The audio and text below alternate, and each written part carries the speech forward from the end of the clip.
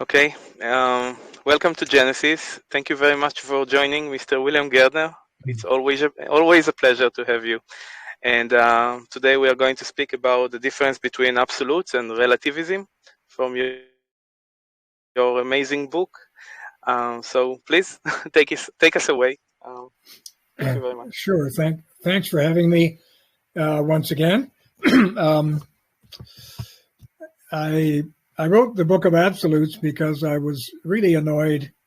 Got really annoyed at the number of times I heard people say it's true for you, but it's not true for me. And as I mentioned, I think in our last lecture, I would say something that I thought was pretty certain, and they would say it's true for you, but it's not true for me. And I would say, how can it be true and false at the same time? One of us must be wrong, and they go away and have a drink with someone else. So I thought it was time for someone to write a book about the constants of nature, the human universals, biological universals, the universals of physics, and all that. And this required a lot of work on my part because nobody can be an expert in all those topics, but I did my very best to inform myself in all those topic areas. And if you'll pardon the flagrant self-promotion, I think if any of your listeners go and read that book, they will get an eyeful on all these topics, and they will be able to arm themselves against the onslaught of modern relativism. I say modern because relativism has been around since ancient times. The most famous ancient relativist was probably Protagoras, who said man was the measure of all things. And if we understood him properly, he basically meant that nothing is certain. It's all kind of up to you. But there's been argument about this ever since. For example, I think a lot of people in our time get confused about the difference between relativism and what I call relationism. For example, if somebody invites me to a meeting in the city, they usually say you come south on so-and-so street, you go west on another street or whatever, and you come to number so-and-so of the building, and you get up 7 floors, and I'm in the southeast corner office. There's nothing relative about that. It's all what I call relationism. They're just giving you directions about how to find them. And relationism is normal. But the relativism is a far more dangerous notion. Well, relationism is not a dangerous notion. It's just something you have to sort out in your life. For example, if you're sitting in a train, everyone's had this feeling, and suddenly you think the train is moving, and because you seem to be going by the train platform, and then somebody tells you, that you're not moving, whatever. It's another train beside you that's moving, that kind of thing. So you have to decide which is the absolute. Is it the platform moving, or is the train moving? And then you've got it sorted out. Those are common incidents in most people's lives. But when it comes to absolutes, there were people like, for example, Bertrand Russell, who said in terms of relationism, Toronto will always be north of New York City. It's never going to be south of it, that sort of thing. And he also made the argument that most words in every language are universals. For example, if I tell you there's a cat coming down the street, the word cat is a universal in the sense that a cat has an acknowledged form or definition. It's not a dog or a horse. And so you look for a cat because you know what a cat is in advance. Now, whether it's a black cat or a white cat or a calico cat, those are the features of the cat, which have nothing to do with the form of the cat. Now, all this is Platonic talk about the realities of universal forms.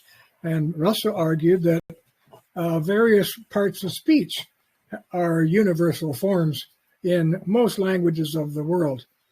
But modern relativism is something else. It's a kind of anti-foundationalism, as it's called. It's an attempt on the part of intellectuals who don't want there to be any fixed absolutes or truth in the universe, to relativize everything.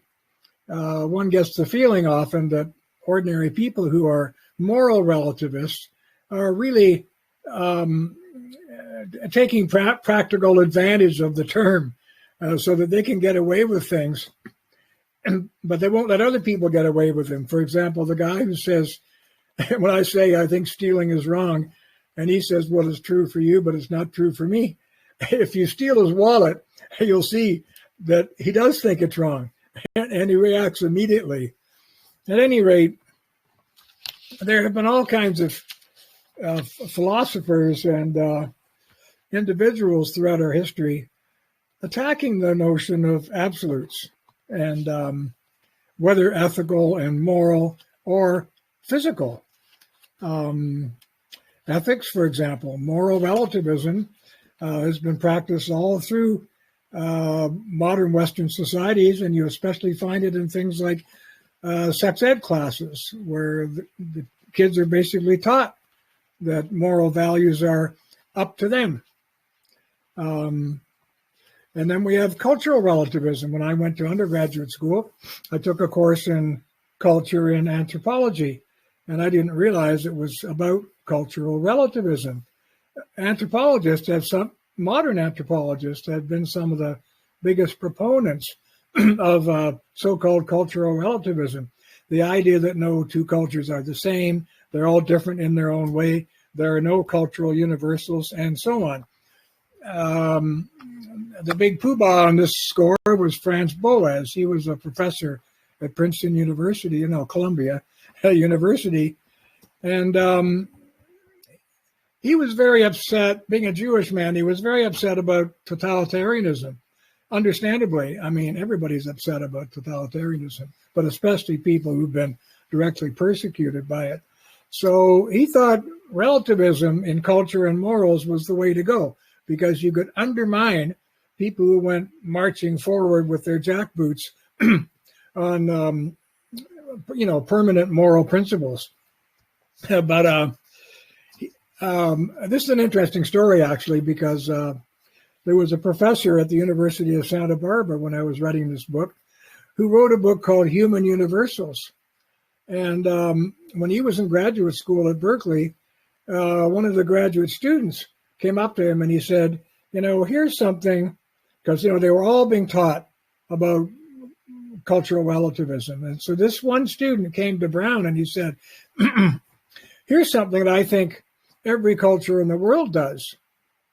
And Brown, of course, had already been imbued with this relativism notion. He was a believer. And he said, nonsense. He said, it can't be possible. And the fellow said, well, I'll bet you $50. You can't find any human society that has not done whatever it is he was saying. So Brown took the bet and he went running off to the library and all that kind of thing. This was in the days before the internet. He went running off to the library and he worked feverishly to try to find one human society. I mean, we don't have them all studied, but we've got a lot of them studied, like a few thousand of the, 6,000 that have ever existed. And he couldn't find a culture that didn't do what the guy said. So he came back and he said, okay, here's your $50. Give me another one. So the guy gave him another example of something he thought was done by all human societies, and Brown went off again. Now he couldn't find it.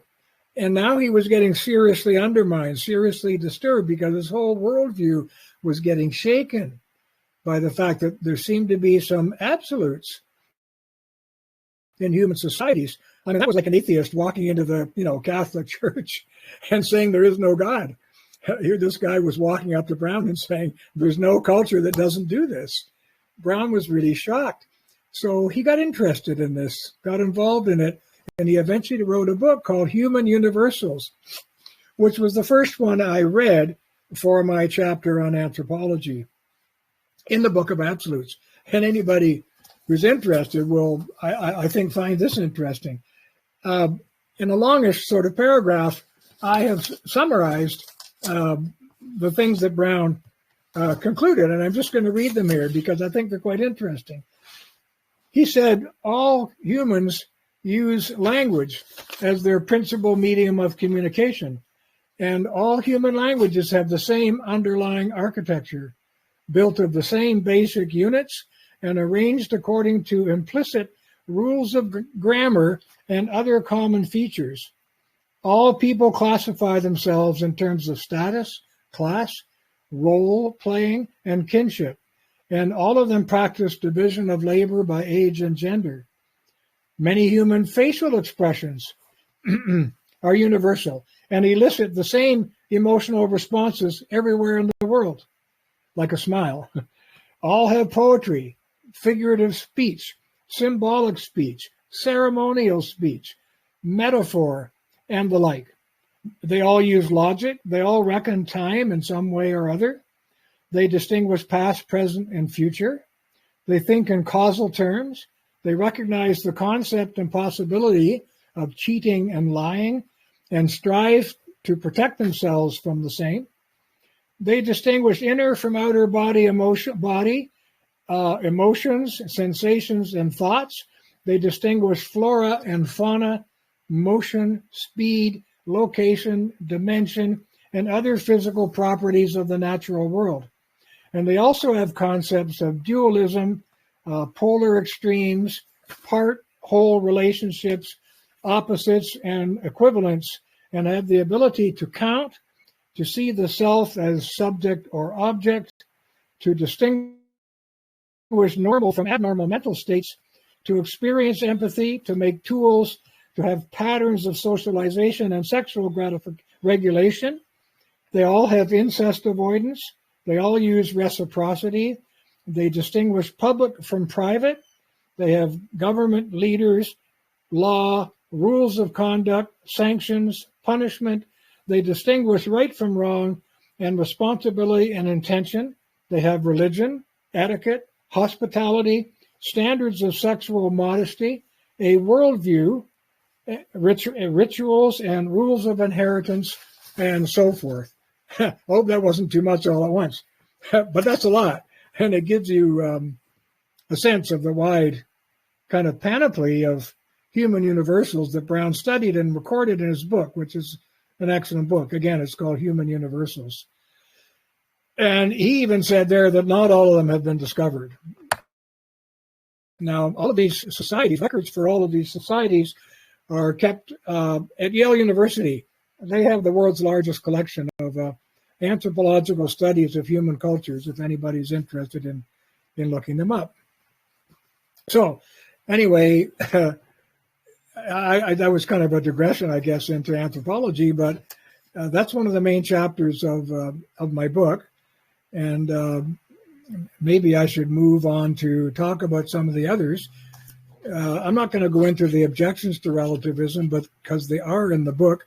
But one of the main ones was that relativism itself is self-refuting. It comes down to what philosophers call a self-referential inconsistency, because if all things are relative, then so is the statement that all things are relative, if you see what I mean. In other words, a belief in relativism itself requires absolutes, philosophical absolutes, in order to be proven. Aristotle had great fun with this in his book on metaphysics, which is, I'm not going to say it's a great read, it's a difficult read, but you'll certainly learn something. He said conflicting truths are a problem. He said if all opinions and all appearances are true, then all things are true and false at the same time, which is logically impossible. And he was the one who came up with the most famous law of non-contradiction, which became used in the study of logic in philosophy courses, and it still is, because really Aristotle was the first one to invent most of the major terms of the theory of logic, which we still use today. And he had fun joking with his enemies because he said, if all contradictions are true, then it suffices merely to think that a man is not a ship to make him not a ship, and that merely thinking the opposite, that a man is a ship, makes him a ship. He said, it's like magic. And of course, as I say, the difficulty in modern times is that relativism feeds totalitarian thinking, and it undermines the classical liberal belief that open discussion and debate will enable us to find the truth of whatever the topic is that we're talking about. Anyway, so I mentioned human universals and Franz Boas, cultural relativism, and all that. William? Yeah. Can you talk a little more about the connection between relativism and totalitarianism? Can you demonstrate the connection, please? Yes. Well, I think if you're involved in a totalitarian system, you get involved in preaching things that you think are absolutely true for people, because if you actually engage in relativistic thinking, you don't have a system. No logical or political system, especially a totalitarian one, is going to hold up if it's being attacked by relativists. And now, people often say that the Nazi movement, for example, was fueled by Nietzsche and some of the things that he argued, because, well, I think one of the most damaging things that Nietzsche ever said is probably why he went crazy at the end of his life. He said, "There are no facts, only interpretations." Now, I cite that little bit in my book, which is a book detailing, and I'm proud to say, it's not too egotistical, I hope, that this book is the first book you're going to find which, between two covers, pulls together all the facts in these topic areas: anthropology, physics, language, all and biology, and all these fields of study rely on universals in order to do their work. But I don't think anybody had ever pulled them together between two covers before. You can find little bits here and there, like there are books on the absolutes of physics, for example. But this is the first book that pulls all these topics together between two covers, and I'm very proud of that. And I had people write to me when it came out and said, "Thank God, basically, finally someone's done it." Well, believe me, it was a labor of love and a lot of work. At any rate, some people would say that totalitarians, in fact, get as far as they get by denying all truth. Well, they do deny certain truths. For example, in the French Revolution, which was profoundly totalitarian, they didn't deny all truth, but they denied Christian truth, all religious truth, really. And they set up a new God of reason. And they got so wrapped up in this idea that the only God that we should be worshiping is the God of reason, that they set up a papier-mâché statue in Notre Dame Cathedral. It was about 80 feet high, I don't know, a goddess of reason. And they put her in the place of the altar. And these intellectuals, we know who they would get dressed in their white robes and things and hold candles. And they would march around this papier-mâché statue of the goddess of reason, chanting about enlightenment and how reason would lead us to the only single truths that matter. They really did feel that by logical deduction, reason would get us to truth. So much was this true in the French Revolution, as I say, which was the first totalitarian revolution in the West. I think the English Revolution had its own totalitarian elements. Cromwell was a very religious nut and a pretty good general, strategist, I guess, as a general. And most of the troops in the New Model Army, which was the army of Parliament that got set up to fight against the king and his army, they were religious fanatics. And it is very interesting to go into that revolution and see why they thought what they thought and where it led. And it became a kind of prototype for the French Revolution, except the French were very much more Cartesian, and their idea was, we're not interested in a religious basis of our revolution. We're interested in a rational basis. And so they were driven crazy by examples, for example, of the American so-called revolution. I don't want to get people mixed up, but I say so-called because the American Revolution was not a revolution. It was a war of independence. They weren't trying to create an entirely new social system like the French were. They just wanted their British rights back, which they had been denied by Britain. So they said, damn it, we're British people, give us our rights back. And if you don't, we're going to separate. So they did separate. And it's arguable that they created a new kind of country with their Declaration of Independence and their Constitution 11 years later. But what they did drove the French crazy. What the French had in mind, the God of reason. And so for them, the idea of an American Constitution that had what, checks and balances? Why would you need checks and balances if your Constitution is clear about citizens' rights?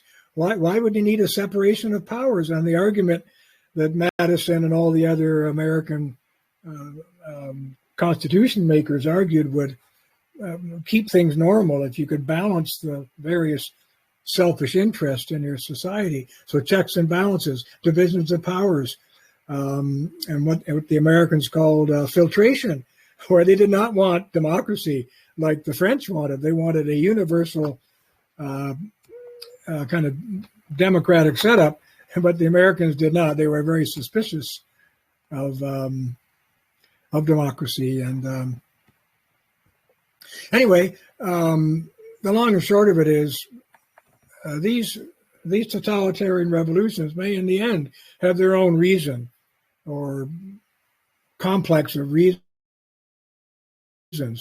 for why they're doing what they're doing, which makes them seem like absolutists. And of course they were that way. But part of the weaponry in their armory was also their relativism, because they would undermine, for example, the Christian religion. They undermine public notions of right and wrong so that they could pull them into their own revolutionary program. Anyway, I hope that answers a little bit what you were after. I want to talk now a little bit about the constants of nature. We're not going to be able to do everything in an hour here, but I have notes about, objections to Darwinism and notes on biological universals and other topics like what I call brain sex, the distinctions between male and female brains and all that sort of thing.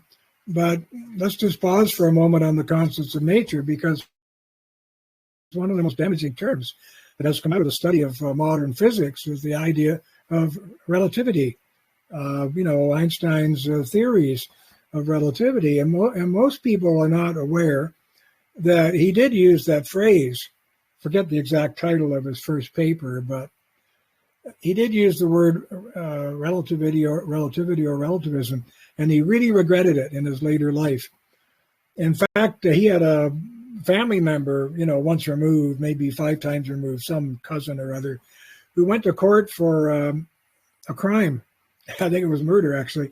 Anyway, or homicide. He went to court for a crime, and in his defense, he quoted Einstein's theory of relativity to try to get himself off the charge.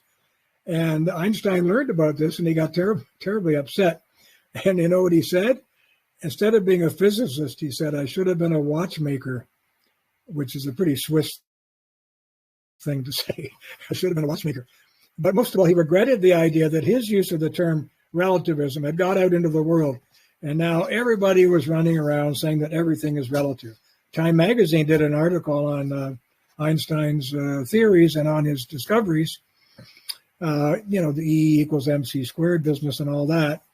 And the subtitle of the Time magazine cover was, Einstein has proved everything is relative. Well, he himself objected strenuously to this thing, but he couldn't stop it. He said, I should have called it the theory of invariance, because the laws of physics that I have developed, he said, are true for everywhere in the universe for people equally situated. They're true all through the universe. Nothing relative about it. At any rate, he's also the one who said, God does not play dice. Einstein felt until his last days that his theory of invariance was the truth, and that the study of physics was about the constants of nature, really, not the relativism of nature. And it's interesting because biology in the 19th century used to be, I'm not going to say a spiritual study, but it was about, culture and cultural realities in the West. And biology has gradually become more materialistic. You don't hear biologists talking about God anymore. That's for sure. So they've gone from a kind of spiritual basis where religion played a part and a role in their conception of the good society. They've moved right over, and biology is now just, hardcore materialistic science. Whereas physics has kind of gone the other way. Physics in the 19th century was your hardcore kind of atheistic subject. And now we have physicists actually talking about the constants of nature in the universe, and wondering how that's so. Like they'll talk about the Earth existing in the Goldilocks zone around the sun, perfectly situated for life. No one's found life anywhere else in the universe with whatever methods they're trying to use. Light spectroscopy, telescopes, sending spaceships to the moon and Mars and all that. No one's found real signs of life anywhere else. When they do, if they do, I suppose that's going to be some kind of revolution in itself. But I'll just read you a quote from a book about this topic, which got me fascinated. This is a description of the situation put out by two American physicists named Barrow and Tipler. They said one of the most important results of 20th century physics has been the gradual realization that there exist invariant properties, get it? Invariant, not relativistic. Invariant properties of the natural world and its elementary components, which render the growth, size, and structure of virtually all its constituents quite inevitable. The size of stars and planets, and even of people, are neither random nor the result of any Darwinian selection process from a myriad of possibilities. These and other gross features of the universe are the consequences of necessity. They are manifestations of the possible equilibrium states between competing forces of attraction and repulsion. The intrinsic strengths of these controlling forces of nature are determined by a mysterious collection of pure numbers that we call the constants of nature. This chapter, by the way, spends a lot of time describing the constants of nature for you. The holy grail of modern physics is to explain why these numerical constants, quantities like the ratio of the proton and the electron masses, for example, have the particular numerical values that they do. And so there are modern physicists writing books about God, like, God in physics, titles like that. And there are other physicists, if they're asked what their philosophy of nature is, they'll say things like, well, I'm a Platonist. I'm a Platonic physicist. I believe that the forms of nature are universal and unchanging. Probably half of all physicists will describe themselves that way. And when it comes to the constants of nature, which are quite intriguing, and they're outlined in this book, I know one physicist who wrote a book about them said, look, it's like we were climbing up this mountain for 100 years called the mountain of physics and physical theory. And when we got to the top, we saw some prophet pointing his finger at us and saying, I told you so, that God was at the top of the mountain. Anyway, I'm not going to say they all turned into religious people, but physics today is open to the notion that some mysterious reality is at the bottom of the constants of nature. Now, there's about 40 some odd of these constants of nature, and they're spelled out in my book. And I think Paul Davies was the physicist, he's a British physicist, who said, look, you know those old style church organs, they have 3 levels of keys that you play, and they have all these things you pull out called stops.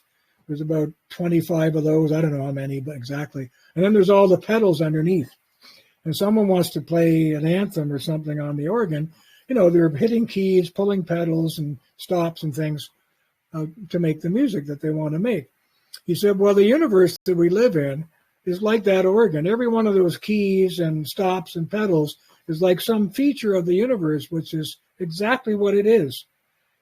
But if you pull out one of those stops and change it, change what it does, or just change the note that one of those keys makes in the universe at large, he said, we wouldn't be here. None of it would work. The constants of nature are absolutely required for the reality of human existence. So once you go that far in theorizing about the purpose of the constants of nature, you see, you're attracting all sorts of other people who try to deny it, that that's true. But I don't think I think it's going the other way. The constants of nature are now accepted. The fine-tuning of the universe, as it's called, is accepted as a, if not divine, certainly some kind of semi-spiritual reality, which they may not want to call godlike, but that's what they're getting at. Designer, some kind of creator mind that put all this together, because it couldn't have happened by chance. And, you know, all the numbers guys get going on this, and they write books how, in order for the universe to turn out the way it has, you would need an infinity of time to do that. So they don't. William, Yeah. can I please ask a question about this? You're speaking about the creator, about the fine-tuning, about the complexity of the world as an example for if it's so, it must have someone, a designer. Then shouldn't we continue the same line of logic and say that if the universe or the earth is so complex and it allows life, then by the same logic, we should say the creator is even more complex, then where is the creator of the creator? Where is the fine-tuning of that? Well, I guess for answers to those types of questions, and I'm no expert at it, you'd have to go to the metaphysics of St. Thomas Aquinas in particular, and even Aristotle before him, because a lot of what Aquinas did was he refined Aristotle's approach to these larger questions. You know, you're getting into the problem of, you know, can a designer or can God exist as a self-created reality that is eternal? And at this stage of my life, I'd have to say, after thinking about it for a lot of time, I don't think we can answer the question, because we are so limited in our human intellectual capacities. We don't understand what it, because, you know, cause and effect is how we grew up. We don't understand what it would possibly mean to say that there's some, you know, eternal reality out there that has always been there, which is kind of what Aristotle was getting at. The universe has always been this way.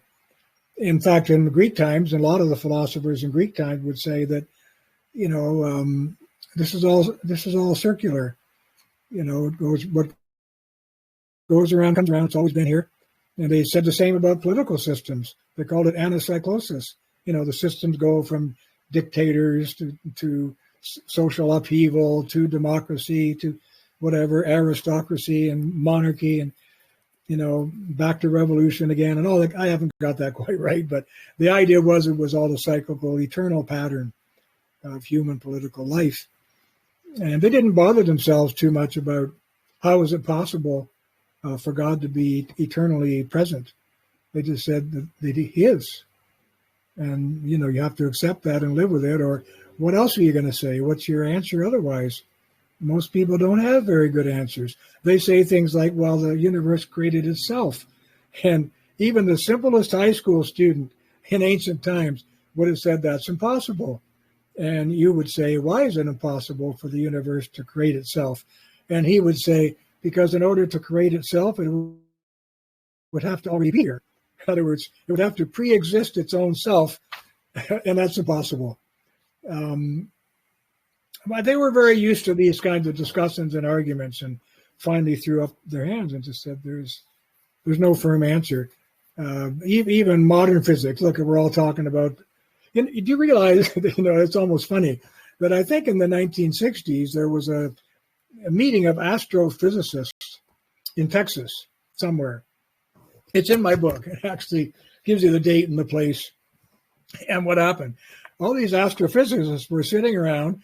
At the time, it wasn't quite certain from the astrological, whatever, astronomy studies and astrophysics, I meant to say. It wasn't quite certain whether the universe was in a steady state, which is what people like Fred Hoyle thought, and he was a famous dude for a long time, or whether it was expanding. And if it was expanding, where was that going to go? And we all know where that theory goes. It goes certain time, it keeps expanding, and then it contracts and we get the big crunch. So we had the big bang, then we're going to have the big crunch. Anyway, I think it's just so funny. These physicists, there must have been 400 of them in the room, couldn't settle this question about whether the universe was in a steady state or whether it was expanding.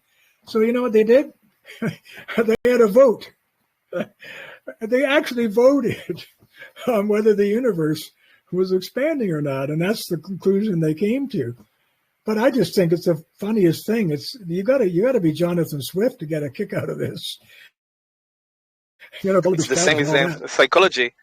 They are voting health, mental sickness into the DSM by voting. Yes. So if you laugh too much, that's a problem. Don't laugh, William. All that kind of stuff. Well, you could write a whole book on the incursion and the influence of democratic thinking in modern science. I'm sure a book like that is out there somewhere, but it needs to be written if it isn't, because this kind of thinking, it's interesting. I was out for dinner last night with a dear friend of mine who just wrote a book about the English Revolution, the time of Cromwell and all the rest of it. And one of the people in the Revolution stands up at a famous series of debates in England called the Putney debates. Putney's a little town outside of London. They had debates there for about 3 weeks on where this war against monarchy should be going. And this guy Rainborough stood up, and he basically said that any man who puts himself under a government first has to do that by his own consent. In other words, his idea was that government is not legitimate unless it has the consent of the people who are governed. Now, I know that's a big part of a democratic theory in modern times, but it's also a bit ludicrous because it implies that people who don't consent, for people who don't consent to the laws, that they're not bound by them, except by some kind of power, because, police power. But so I asked Ian, I said, where did he get the idea that consent was essential to governance? And he said, it was just in the air. Well, I guess they got it from previous writers like, Hobbes and so on. I'm not sure. He's still tracking all that down for me. But, it was a passionate statement the guy made about the legitimacy of government. But after the French Revolution, by the way, that whole notion was attacked by Jeremy Bentham. Now, Jeremy Bentham was probably the most famous British utilitarian thinker. His whole idea was the way to end up with a good society is to create one in which you produce the greatest good for the greatest number. And he even had a kind of mathematics in his main book. He called it the philosophic calculus. Well, philosophic in English has to do with happiness, the pursuit of happiness and all that. So you could actually calculate, plus for this, minus for that, alternative, and so on, and end up with some kind of mathematical direction for your next move or behavior or whatever it was you were concerned about. But Jeremy Bentham was terribly upset with the French Declaration of the Rights of Man and of the Citizen. And he wrote I want to write about this actually for the Epoch Times newspaper if I get the energy. He wrote a devastating critique of the whole Declaration of the Rights of Man and of the Citizen that the French had produced. And he basically said that the question of consent, which is in their declaration, is a recipe for perpetual revolution because, it requires consent from everybody. Well, how do we deal with that in our democratic systems today? Well, we say it's majority rule. In other words, we go down to a notion of force, and majority means force. We have power over you because we're on the side that got the most votes for this issue. So you're the loser. You don't consent to the law, but you're going to have to live by it anyway. So really, underlying the whole idea of modern democracy, including ancient democracy, was the ultimate notion of force because, except for the churches, by the way, no one ever got consent, 100% consent in voting. And by the way, in the monastic systems of what was, the Catholic Church, it was all Catholic in those days, for centuries and centuries, in most of their voting, they required unanimity. So there's an organization which did get consent of 100% of people involved in the issue, or it fell flat. They wouldn't discuss it until, down the road when they knew more, they might bring it up again. But in order for it to be legitimate, they wanted 100% consent from all voters. Modern democracies obviously would be stalemated with that theory today, even though people are walking around with the idea that they give consent to the laws that they live under.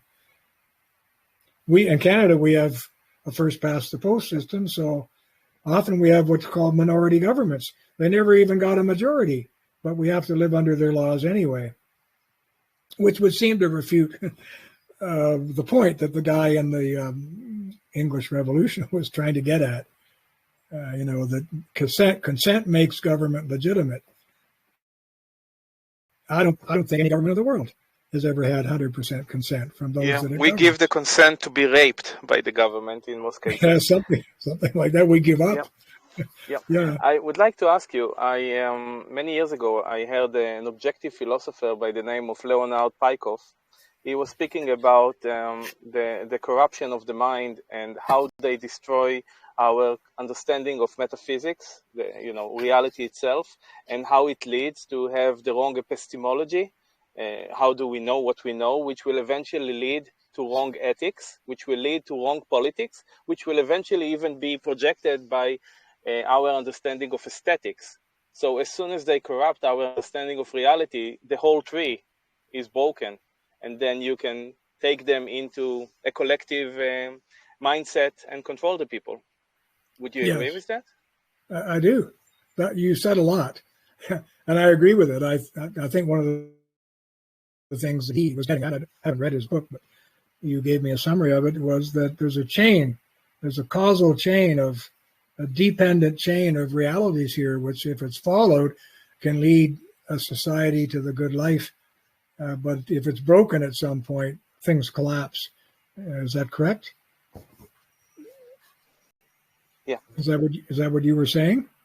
Yeah. It's like as soon as you corrupt the first necessary foundation for how we understand the nature and the reality around us, eventually everything else will be corrupted. Yes. I think that's correct. Last week I ran across a statement by a Catholic priest, which I'm trying to find on my phone for you, but it's defeating me. Okay, I will. And I thought it was just so true. This was apparently first published by a Father Dwight Longnecker, a Catholic priest somewhere. I don't know whether he's Canadian or American or British, but it's worth putting on your wall. Here's what he said. He said, first we overlook evil, then we permit evil, then we legalize evil, then we promote evil, then we celebrate evil, then we persecute all who still call it evil. Wow. Yeah, and when I read that out to I read that out to a friend yesterday morning on a bicycle trip, we stopped for a coffee, and I said, listen, Daryl, you got to listen to this. And he's not exactly a well-read guy or a philosopher, but immediately his eyes just popped open. He said, that's exactly where we are today. And I said, you bet. That's a very powerful description of the process that we have gone through in Canada just in the last 50 years. Well, if you go back to the 1950s in this country, almost nothing that we take for granted today was possible or legal. You know, abortion wasn't legal, sexuality wasn't legal, drugs weren't legal, all kinds of things were not legal. Now we've legalized them all. And I probably mentioned, I'm still upset about it, the private school, very good private school that we've sent a lot of our kids and grandkids to, you know, they're flying the gay pride flag last week. And I said, listen, toleration and normalization are not the same. What the hell are you doing? You got signs all over the school saying gay is okay. And my little grandson, you know, 10 years old, came home crying. Grandpa, what do they mean by that? You know, that kind of thing. And, well, I'll tell you, we are not having the public debate that we need. And this man outlined the sequence of events which has got us to where we are today. Those who still think these things are perverse or evil or wrong, call it what you want, like me, are persecuted. Chased out of town. Yeah, it would be nice if you can send me a link to his to what he said to my email, please, so I can publish it. And another small thing, thank you. And another small thing, I just saw a picture with Pope Francis having a cross on his chest, wearing a cross with the gay parade colors. There you go. I'm okay with Pope Francis saying you're human beings, but stop it. Just stop it. And I'm sure that Jesus, who threw the money changers out of the temple there in Jerusalem, would tell them the same thing. I love you, but you got to stop this. It's wrong behavior. You know, go forth and sin no more. I know that's what he would have said. And so the Pope was quite wrong to do this kind of thing. He's just getting pulled on sight, a sort of public train of a thought here, which is so perverse itself. It's so sad to see him doing that. You know, yes. But you can't have this argument with anybody. I don't want to go on about the homosexual thing. It's bugged me for a long time that we normalize it. I realize you can't get rid of it. There's always going to be homosexuals around. One of the arguments I make in this book actually is that you can have as much of it as you want if you set your society up in a certain way. For example, get rid of the distinctions between male and female, on which your society has rested for thousands of years. Get rid of those, as if it's almost shameful to be a real man, you know, or a real woman. You know, you're almost embarrassed to present that way. You can eliminate the traditional distinctions between male and female to such an extent that now it becomes a philosophical and moral attack, which we're seeing evidenced in this whole business about gender and transgendering individuals. I still don't understand why people with half decent brains are going along with it, like the local newspaper in our city, referring to Bruce Jenner. I mentioned last time, I think, Bruce Jenner. He was a famous decathlete. He decided he wanted to be a woman.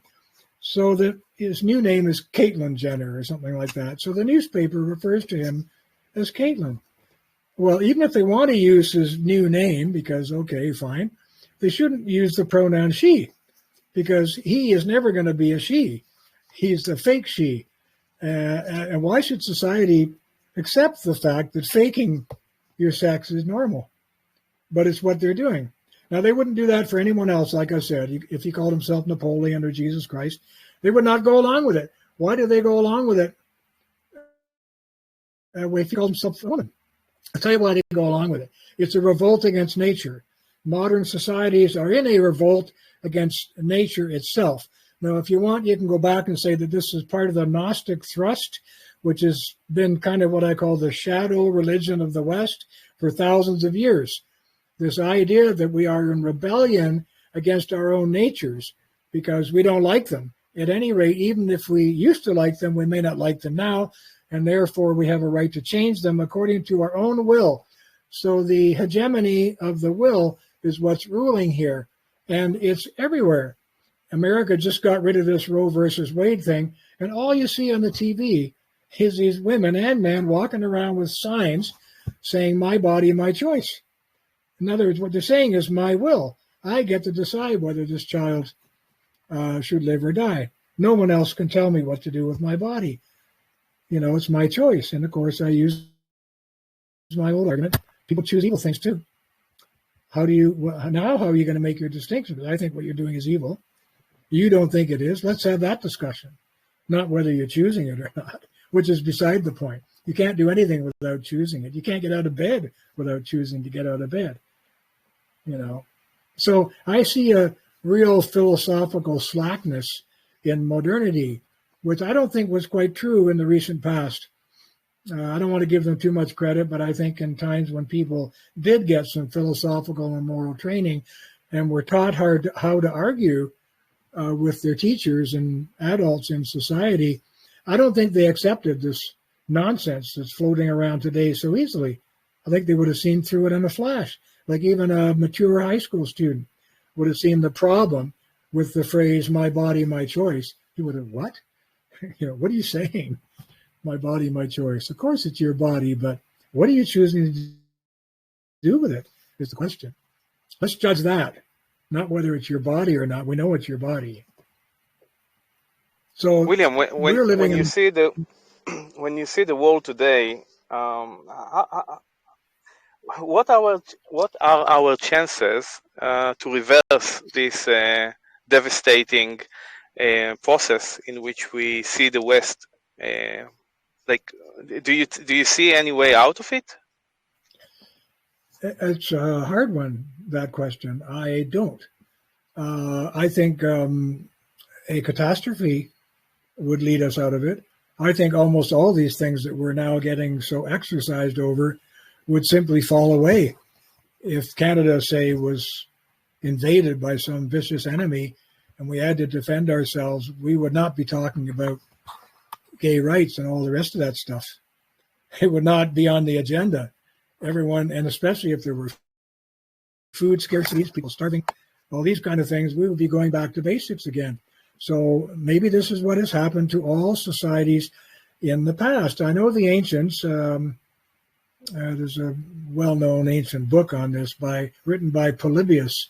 Polybius wrote a book about the rise and fall of civilizations. I forget the title of the book, but I read it.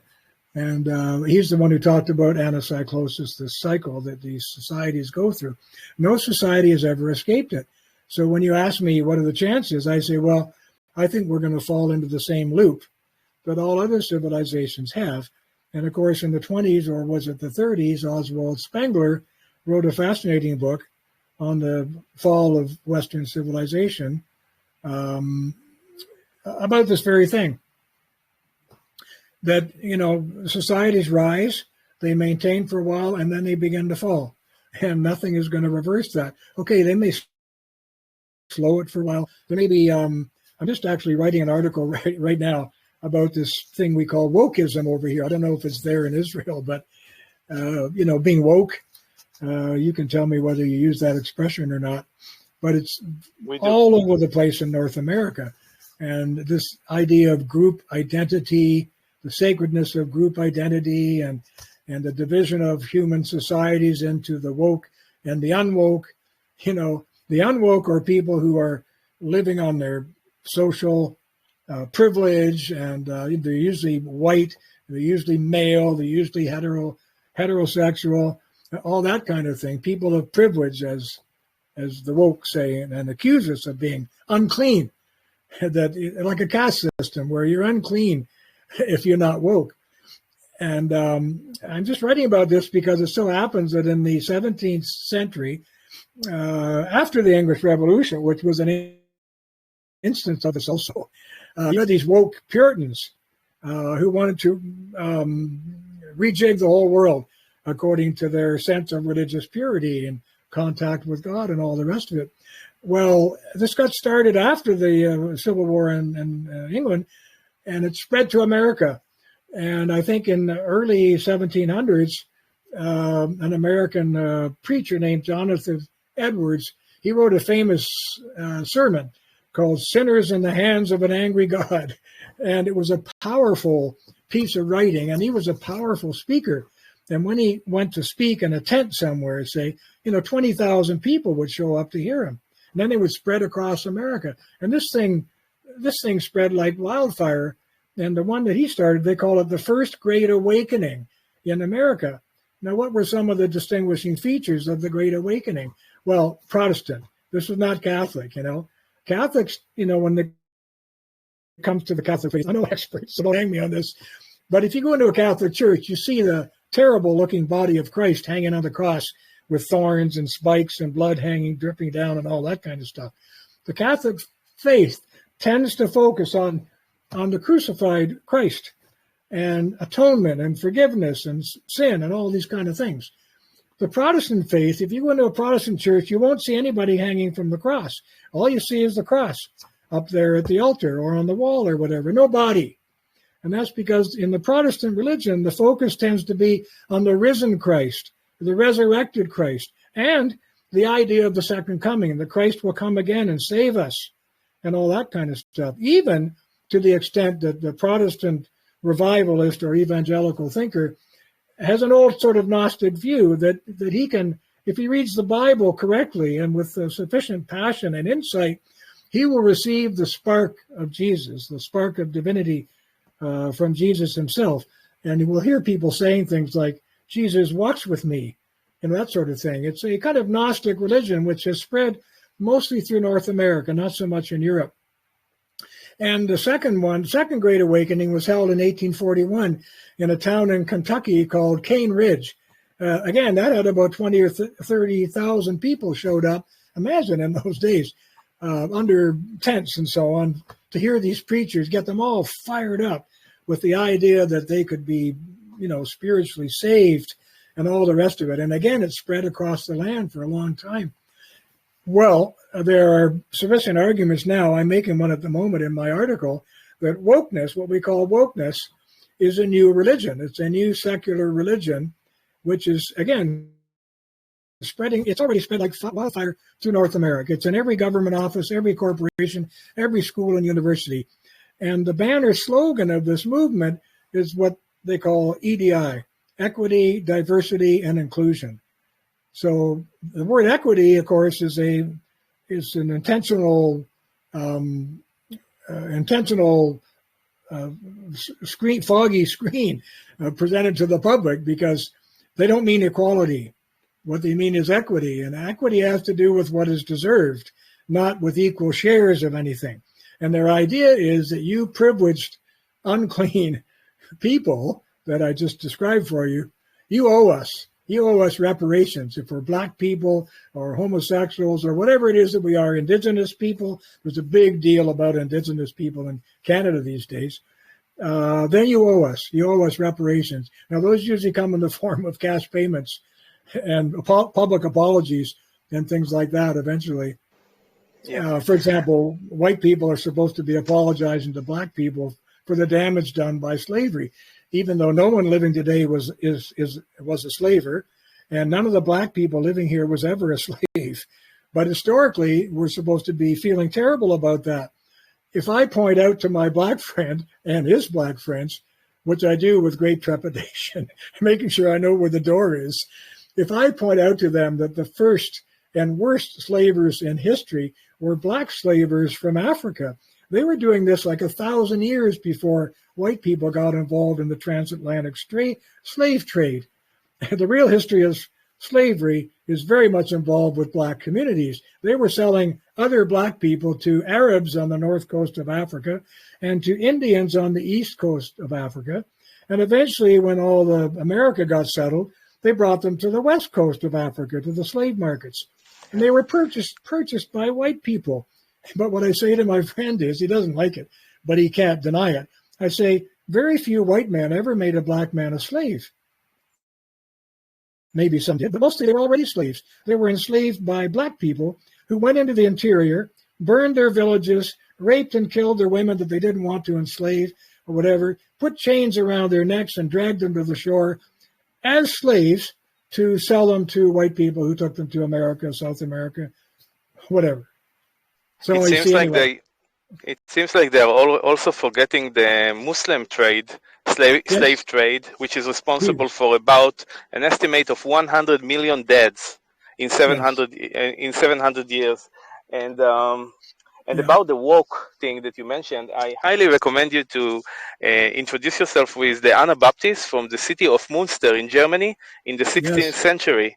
It's yes. an incredible story. There is a guy by the name of Dan Carling who is having a presentation of 5 hours about that, and it's just incredible. If you Well, I'd want, I like can you to send it send to you. that. I'd like you to send that to me because we're recommending valuable resources to each other. I And I'll definitely mention one will. to you. Hmm? Yeah, thank you. And I'll mention one to you if you haven't read it already. A man named Norman Cohn, Cohn. He wrote a book called The Pursuit of the Millennium. It's an absolutely fascinating read, and he covers the Anabaptist and all sorts of other groups like the Adepts of the Free Spirit and all these other groups. This thing went on for hundreds of years. Wild-eyed Yes. reformers wandering across Europe in pursuit of the millennium, as he calls it. It's a wonderful book. You really enjoy it.